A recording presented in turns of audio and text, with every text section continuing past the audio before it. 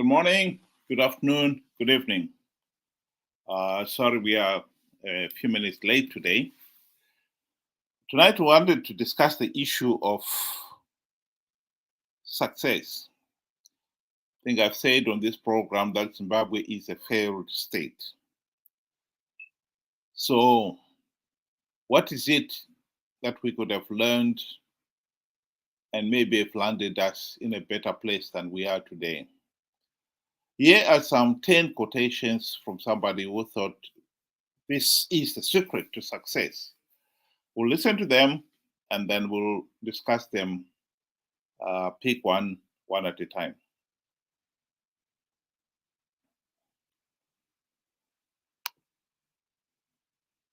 Listen to these 10 quotes. 1. If everyone knows where you're going, you'll never get there.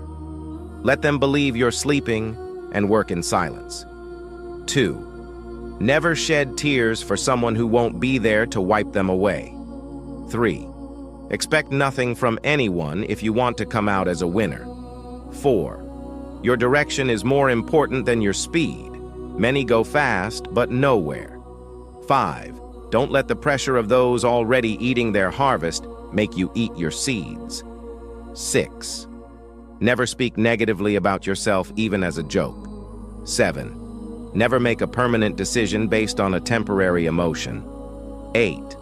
Never cry in front of people because crying in front of them is like bleeding next to a shark. 9. When you know your worth, you don't seek to please others. 10. Remember that success is a journey, not a destination. There may be ups and downs along the way, but it's precisely in these moments that you can draw on your inner strength and show what you're truly capable of. Follow for more motivational quotes and advice.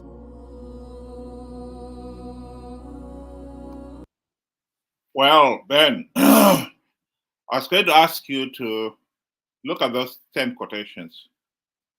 Which do you think is the most applicable in the case of Zimbabwe as a nation? Which would we have done well to follow?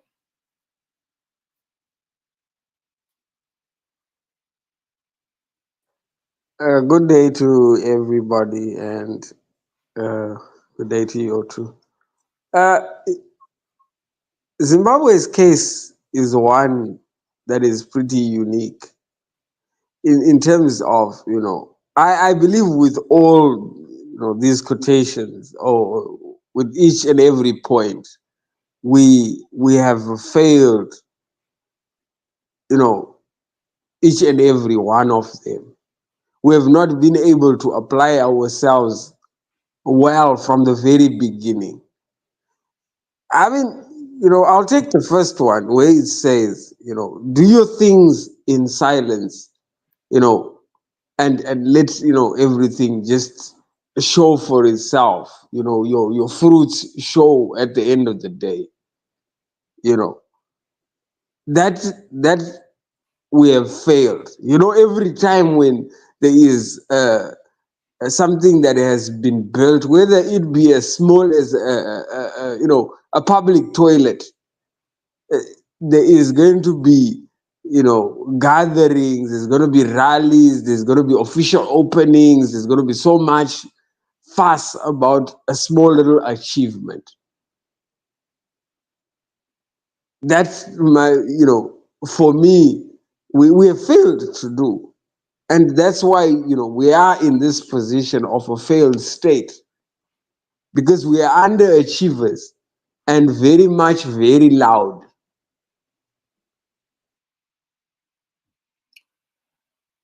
Thank you, Ben. Personally, I would say probably the one that will strike a note most is the fourth one. Uh, for the simple reason that let me just line it up. Your direction is more important than your speed. Many go fast but go nowhere. I think in our case, I would say we failed to define direction. The issue of economic prosperity, going to the promised land, without clearly defining what is it that will get us there, has been our biggest weakness. Robert Mugabe has promised mass prosperity and yet has failed to define how we were going to get there. His scientific socialism has been a total failure.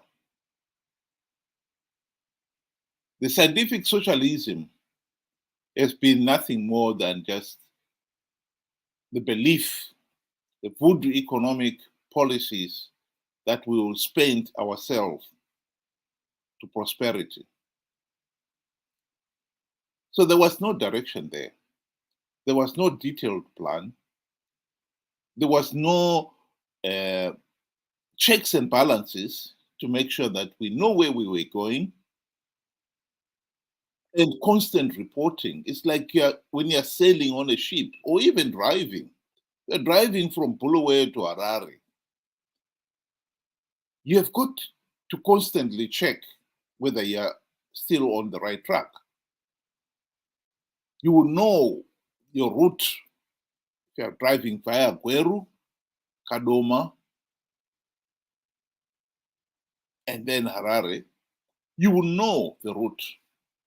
You know the milestones will tell you so many kilometers to Gweru.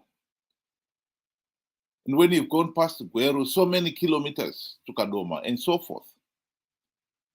But those are important milestones to measure your progress. We didn't have any. So there was no direction, there was no detailed plan, there was no checks and balances. We just blundered along.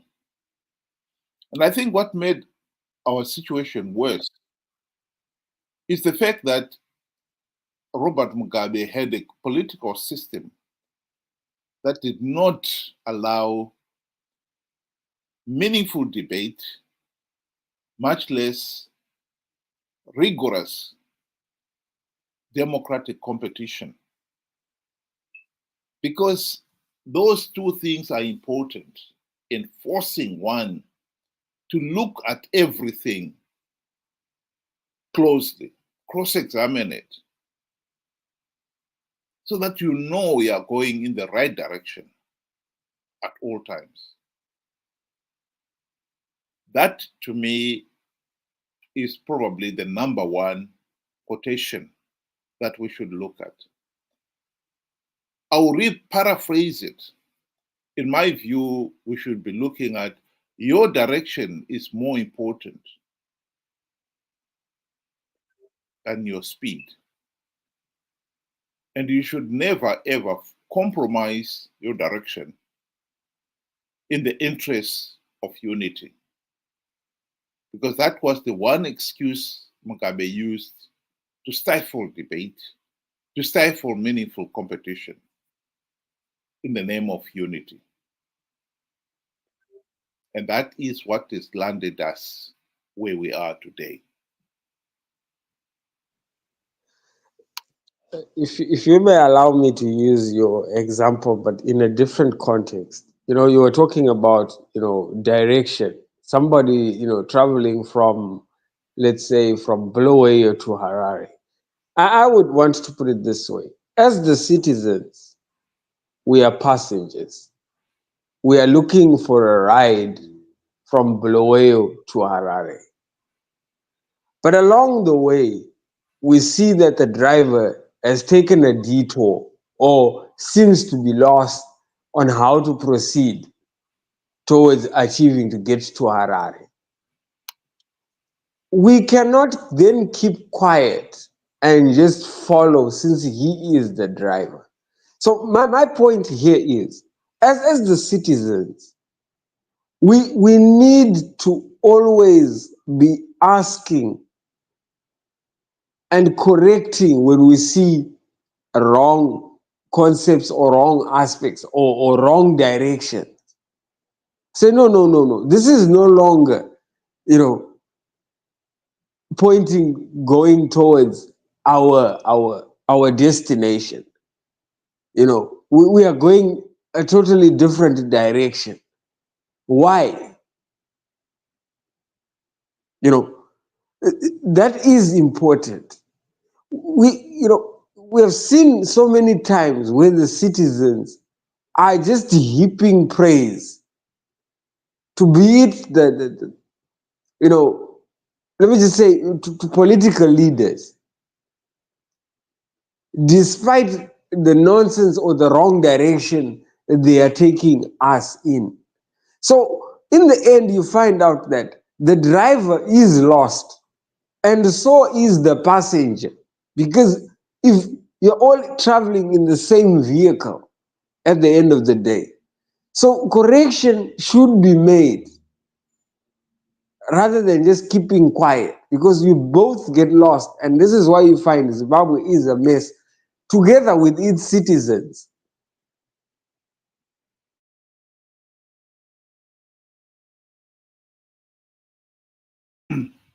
Well, my next point would have been, do not the pressure of those already eating their harvest make you eat your seed. I think this is very important. The pressure of enjoying life has been one of the biggest pressures that have encouraged corruption. Yesterday, we were talking about how rampant corruption has become in Zimbabwe. Those in positions of power and authority, ever since they got into power, they really believe that they deserve to enjoy the quality of life comparable to people in the first world, in the developed world. The other day, I played a video of how Robert Mugabe started this corruption in Zimbabwe. Whereas Ian had given his ministers Peugeots for their ministerial cars, Robert Mugabe decided that he was going to give them E-Class Mercedes-Benz. And in no time at all, that culture started permeating the rest of society. The greed became so prevalent that a chief executive of a company like ZESA, NRZ, or any of these other parastatals would spend hundreds of thousands of dollars buying himself and fellow managers executive cars when they could not pay the salaries of the people doing the day-to-day work. We started eating the seed because we wanted to compete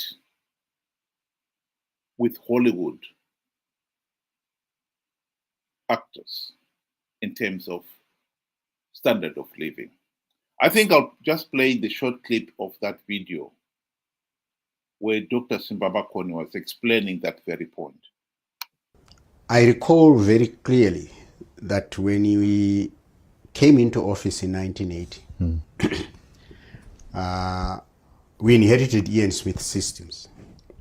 And Ian Smith's ministers drove Peugeot 504s. They drove themselves from home to work in their Land Rovers and all in kinds. Most of them were farmers. They parked their Land Rover and then they used the government vehicle when they were at work with a chauffeur. When they finished at night, they packed them and they took theirs to go home. Within the month of our coming into office, Prime Minister Mugabe then directed that every minister be issued with an E-Class Mercedes-Benz, and the Peugeot 504s were retired to permanent secretaries, and the deputy ministers then took over. We can also look at many other things, small they may appear at the time. Let me hazard that even at that point, Enos Nkala was our Minister of Finance. I don't think we knew what budget we inherited from Ian Smith when the decision was taken to buy those E-Class fleets for the ministers. So the material affection for material things has always been with us. And the differentiation also, even going back into the camps, Shefu, my comrades Makada were not the same. So much so that even today, when the so-called Minister for Presidential Affairs or Provincial Governor, as they were, goes to Bubi or Binga, they will be served separately and differently from the other people. The avarice grew as we began to exploit the opportunities of office. When I was in the government, the minister was allocated one vehicle that they kept, which was the sedan they used in town. If you needed to go off-road, then your ministry hired off-road vehicles from the CMED, and you were charged for it. Now a minister will have an average of 4 vehicles in his forecourt, all at government's expense. So the leadership modeled the wrong kind of behavior, and that kind of behavior permeated all across our society.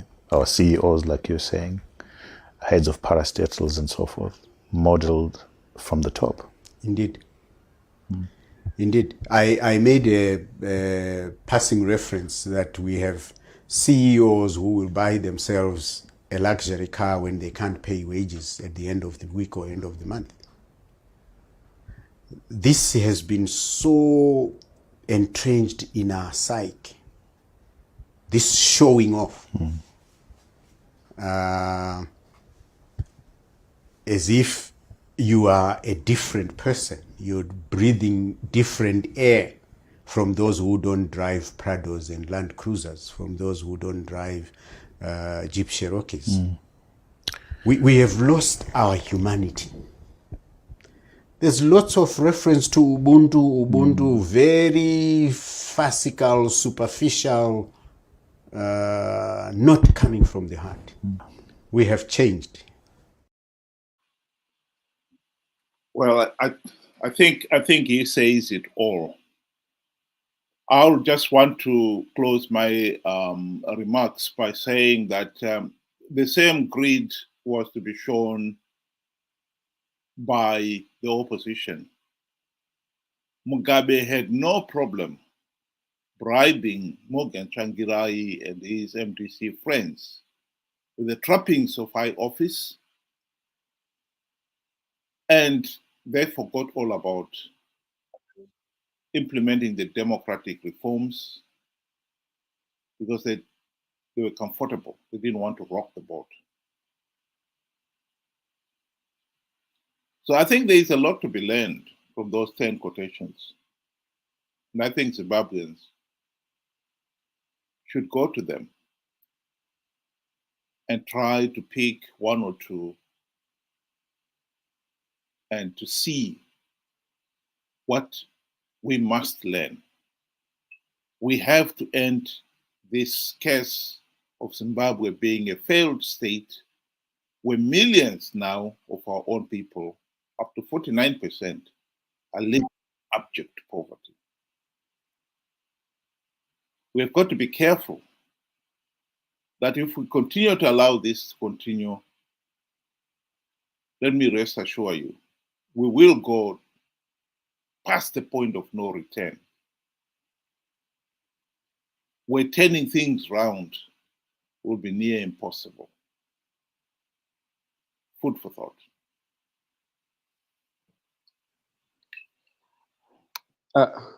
I would like to close with point number 7, and basically it's talking about decision making.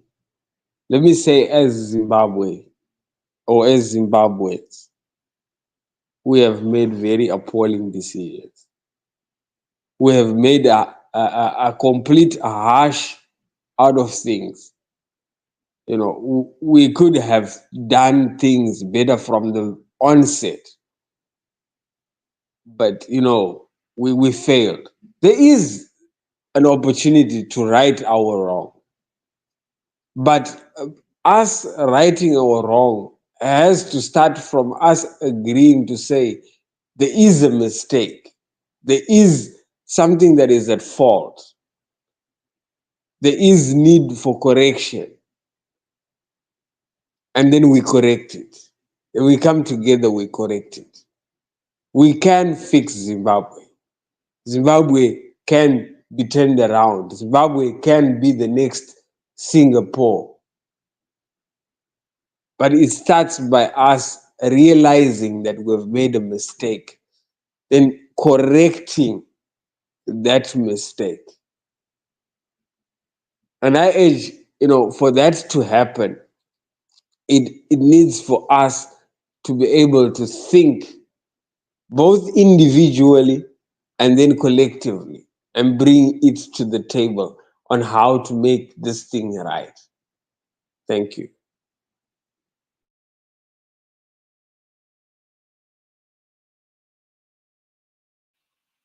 Thank you very much, Benjamin, and those of you who were able to join us tonight. Thank you again for joining us, and I hope you'll be able to join us tomorrow. The usual time, 7 o'clock UK time, 8 o'clock Zimbabwe time. Thank you and good night.